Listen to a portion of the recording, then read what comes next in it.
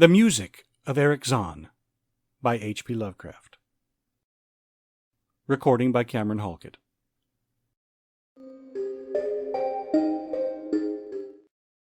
I have examined maps of the city with the greatest care, yet have never again found the Rue d'Orsay. These maps have not been modern maps alone, for I know that names change. I have, on the contrary, delved deeply into all the antiquities of the place, and have personally explored every region of whatever name which could possibly answer to the street I knew as the Rue d'Orsay. But despite all I have done, it remains an humiliating fact that I cannot find the house, the street, or even the locality where during the last months of my impoverished life as a student of metaphysics at the university, I heard the music of Erich Zann.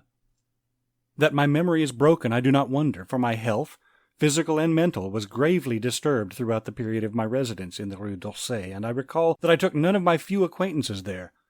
But that I cannot find the place again is both singular and perplexing, for it was within a half-hour's walk of the university, and was distinguished by peculiarities which could hardly be forgotten by anyone who had been there.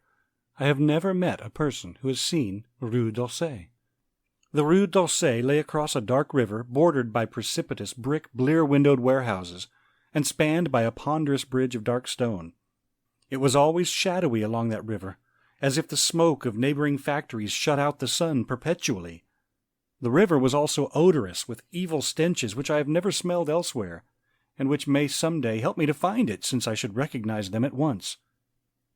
Beyond the bridge were narrow, cobbled streets with rails, and then came the ascent, at first gradual but incredibly steep as the Rue d'Orsay was reached. I have never seen another street as narrow and steep as the Rue d'Orsay. It was almost a cliff, closed to all vehicles, consisting in several places of flights of steps, and ending at the top in a lofty ivied wall. Its paving was irregular, sometimes stone slabs, sometimes cobblestones, and sometimes bare earth with struggling greenish-gray vegetation. The houses were tall, peaked-roofed, incredibly old, and crazily leaning backward, forward, and sideways. Occasionally an opposite pair, both leaning forward, almost met across the street like an arch, and certainly they kept most of the light from the ground below. There were a few overhead bridges from house to house across the street. The inhabitants of that street impressed me peculiarly. At first I thought it was because they were all silent and reticent, but later I decided it was because they were all very old. I do not know how I came to live on such a street, but I was not myself when I moved there. I had been living in many poor places, always evicted for want of money, until at last I came upon that tottering house in the Rue d'Orsay kept by the paralytic Blandeau. It was the third house from the top of the street, and by far the tallest of them all. My room was on the 5th story, the only inhabited room there, since the house was almost empty. On the night I arrived I heard strange music from the peaked garret overhead, and the next day asked old Blandeau about it. He told me it was an old German viol player, a strange dumb man who signed his name as Erich Zann, and who played evenings in a cheap theatre orchestra, adding that Zann's desire to play in the night after his return from the theatre was the reason he had chosen this lofty and isolated garret room, whose single gable window was the only point on the street from which one could look over the terminating wall at the declivity and panorama beyond. Thereafter I heard Zann every night, and although he kept me awake, I was haunted by the weirdness of his music. Knowing little of the art myself, I was yet certain that none of his harmonies had any relation to music I had heard before, and concluded that he was a composer of highly original genius. The longer I listened, the more I was fascinated, until after a week I resolved to make the old man's acquaintance. One night, as he was returning from his work, I intercepted Zann in the hallway and told him that I would like to know him and be with him when he played. He was a small, lean, bent person with shabby clothes, blue eyes, grotesque, satyr-like face, and nearly bald head, and at my first words seemed both angered and frightened. My obvious friendliness, however, finally melted him, and he grudgingly motioned for me to follow him up the dark, creaking, and rickety attic stairs. His room, one of only two in the steeply pitched garret, was on the west side, toward the high wall that formed the upper end of the street. Its size was very great, and seemed the greater because of its extraordinary barrenness and neglect. Of furniture there was only a narrow iron bedstead, a dingy washstand, a small table, a large bookcase, an iron music rack, and 3 old-fashioned chairs. Sheets of music were piled in disorder about the floor. The walls were of bare boards and had probably never known plaster, whilst the abundance of dust and cobwebs made the place seem more deserted than inhabited. Evidently Erich Zann's world of beauty lay in some far cosmos of the imagination. Motioning me to sit down, the dumb man closed the door, turned the large wooden bolt, and lighted a candle to augment the one he had brought with him. He now removed his viol from its moth-eaten covering, and taking it, seated himself in the least uncomfortable of the chairs. He did not employ the music rack, but, offering no choice, and playing from memory, enchanted me for over an hour with strains I had never heard before, strains which must have been of his own devising. To describe their exact nature is impossible for one unversed in music. They were a kind of fugue, with recurrent passages of the most captivating quality, but to me were notable for the absence of any of the weird notes I had overheard from my room below on other occasions. Those haunting notes I had remembered, and had often hummed and whistled inaccurately to myself, so when the player at length laid down his bow, I asked him if he would render some of them.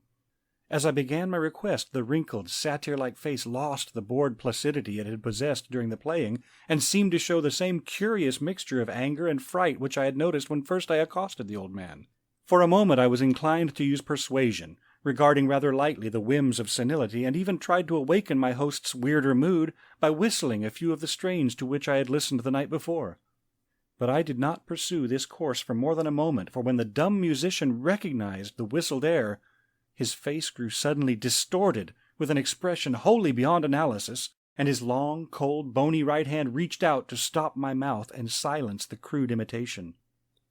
As he did this, he further demonstrated his eccentricity by casting a startled glance toward the lone, curtained window, as if fearful of some intruder, a glance doubly absurd since the garret stood high and inaccessible above all the adjacent roofs, this window being the only point on the steep street, as the concierge had told me, from which one could see over the wall at the summit. The old man's glance brought Blandot's remark to my mind, and with a certain capriciousness I felt a wish to look out over the wide and dizzying panorama of moonlit roofs and city lights beyond the hilltop, which of all the dwellers in the Rue d'Orsay only this crabbed musician could see. I moved toward the window and would have drawn aside the nondescript curtains, when with a frightened rage even greater than before the dumb lodger was upon me again, this time motioning with his head toward the door as he nervously strove to drag me thither with both hands. Now thoroughly disgusted with my host, I ordered him to release me, and told him I would go at once. His clutch relaxed, and as he saw my disgust and offense, his own anger seemed to subside. He tightened his relaxing grip, but this time in a friendly manner, forcing me into a chair. Then, with an appearance of wistfulness, crossing to the littered table where he wrote many words with a pencil in the labored French of a foreigner. Zann said that he was old, lonely, and afflicted with strange fears and nervous disorders connected with his music and with other things. He had enjoyed my listening to his music, and wished I would come again and not mind his eccentricities, but he could not play to another his weird harmonies, and could not bear hearing them from another, nor could he bear having anything in his room touched by another. He had not known until our hallway conversation that I could overhear his playing in my room, and now asked me if I would arrange with Blandot to take a lower room where I could not hear him in the night. He would, he wrote, defray the difference in rent.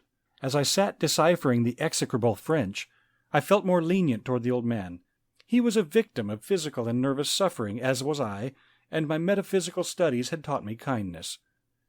In the silence there came a slight sound from the window. The shutter must have rattled in the night wind, and for some reason I started almost as violently as did Erich Zann.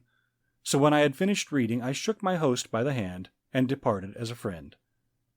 The next day Blandot gave me a more expensive room on the third floor, between the apartments of an aged moneylender and the room of a respectable upholsterer. There was no one on the fourth floor. It was not long before I found that Zann's eagerness for my company was not as great as it had seemed while he was persuading me to move down from the fifth story. He did not ask me to call on him, and when I did call he appeared uneasy and played listlessly. This was always at night. In the day he slept and would admit no one. My liking for him did not grow, though the attic room and the weird music seemed to hold an odd fascination for me. I had a curious desire to look out of that window, over the wall and down the unseen slope at the glittering roofs and spires which must lie outspread there. Once I went up to the garret during theater hours when Zann was away, but the door was locked. What I did succeed in doing was to overhear the nocturnal playing of the dumb old man. At first I would tiptoe up to my old 5th floor, then I grew bold enough to climb the last creaking staircase to the peaked garret. There, in the narrow hall, outside the bolted door with the covered keyhole, I often heard sounds which filled me with an indefinable dread, the dread of vague wonder and brooding mystery. It was not that the sounds were hideous, for they were not, but that they held vibrations suggesting nothing on this globe of earth, and that at certain intervals they assumed a symphonic quality which I could hardly conceive as produced by one player. Certainly, Erich Zann was a genius of wild power. As the weeks passed, the playing grew wilder, whilst the old musician acquired an increasing haggardness and furtiveness pitiful to behold.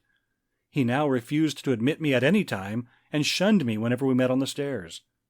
Then, one night, as I listened at the door, I heard the shrieking viol swell into a chaotic babble of sound, a pandemonium which would have led me to doubt my own shaking sanity had there not come from behind that barred portal a piteous proof that the horror was real, the awful inarticulate cry which only a mute can utter, and which rises only in moments of the most terrible fear or anguish.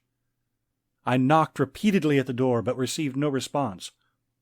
Afterward, I waited in the black hallway, shivering with cold and fear, till I heard the poor musician's feeble effort to rise from the floor by the aid of a chair. Believing him just conscious after a fainting fit, I renewed my rapping, at the same time calling out my name reassuringly. I heard Zann stumble to the window and close both shutter and sash, then stumble to the door which he falteringly unfastened to admit me. This time his delight at having me present was real, for his distorted face gleamed with relief while he clutched at my coat as a child clutches at its mother's skirts. Shaking pathetically, the old man forced me into a chair whilst he sank into another, beside which his viol and bow lay carelessly on the floor. He sat for some time inactive, nodding oddly, but having a paradoxical suggestion of intense and frightened listening. Subsequently he seemed to be satisfied, and crossing to a chair by the table wrote a brief note, handed it to me, and returned to the table, where he began to write rapidly and incessantly. The note implored me, in the name of mercy and for the sake of my own curiosity, to wait where I was while he prepared a full account in German of all the marvels and terrors which beset him. I waited, and the dumb man's pencil flew. It was perhaps an hour later, while I still waited, and while the old musician's feverishly written sheets still continued to pile up, that I saw Zann start as from the hint of a horrible shock. Unmistakably he was looking at the curtained window, and listening shudderingly. Then I half fancied I heard a sound myself, though it was not a horrible sound, but rather an exquisitely low and infinitely distant musical note, suggesting a player in one of the neighboring houses, or in some abode beyond the lofty wall over which I had never been able to look. Upon Zann the effect was terrible, for dropping his pencil, suddenly he rose, seized his viol, and commenced to rend the night with the wildest playing I had ever heard from his bow, save when listening at the barred door. It would be useless to describe the playing of Erich Zann on that dreadful night. It was more horrible than anything I had ever overheard, because I could now see the expression of his face, and I could realize that this time the motive was stark fear. He was trying to make a noise, to ward something off or drown something out, what I could not imagine, awesome though I felt it must be. The playing grew fantastic, Danish, and hysterical, yet kept to the last the qualities of supreme genius which I knew this strange old man possessed. I recognized the air. It was a wild Hungarian dance popular in the theaters, and I reflected for a moment that this was the first time I had ever heard Zann play the work of another composer. Louder and louder, wilder and wilder mounted the shrieking and whining of that desperate viol. The player was dripping with an uncanny perspiration, and twisted like a monkey, always looking frantically at the curtained window. In his frenzied strains I could almost see shadowy satyrs and bacchanals dancing and whirling insanely through seething abysses of clouds and smoke and lightning, and then I thought I heard a shriller, steadier note that was not from the viol, a calm, deliberate, purposeful, mocking note from far away in the west. At this juncture the shutter began to rattle in a howling night wind which had sprung up outside as if in answer to the mad playing within. Zann's screaming viol now outdid itself, emitting sounds I had never thought a viol could emit. The shutter rattled more loudly, unfastened, and commenced slamming against the window. Then the glass broke shiveringly under the persistent impacts, and the chill wind rushed in, making the candles sputter and rustling the sheets of paper on the table where Zann had begun to write out his horrible secret. I looked at Zann and saw that he was past conscious observation. His blue eyes were bulging, glassy and sightless, and the frantic playing had become a blind, mechanical, unrecognizable orgy that no pen could even suggest. A sudden gust, stronger than the others, caught up the manuscript and bore it toward the window. I followed the flying sheets in desperation, but they were gone before I reached the demolished panes.